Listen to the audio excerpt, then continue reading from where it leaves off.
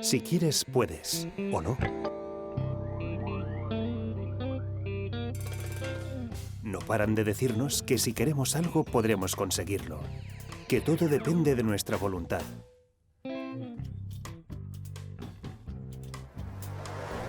¿Pero seguro que todo depende de nuestro esfuerzo?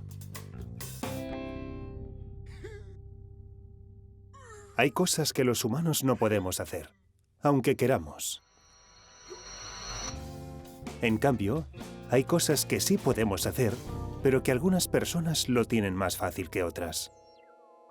¿Cómo afecta el hecho de ser niñas o niños, la edad que tenemos, el dinero de nuestra familia, nuestro color de piel o nuestras capacidades a la hora de conseguir lo que queremos? A las personas nos definen muchas características. Esto nos hace únicas y al mismo tiempo nos da oportunidades desiguales.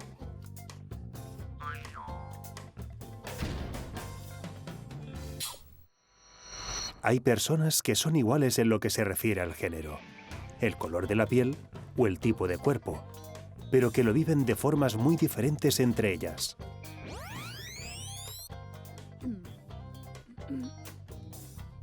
Porque estos aspectos nos influyen, pero eso no significa que nos determinen como si fuéramos títeres o robots.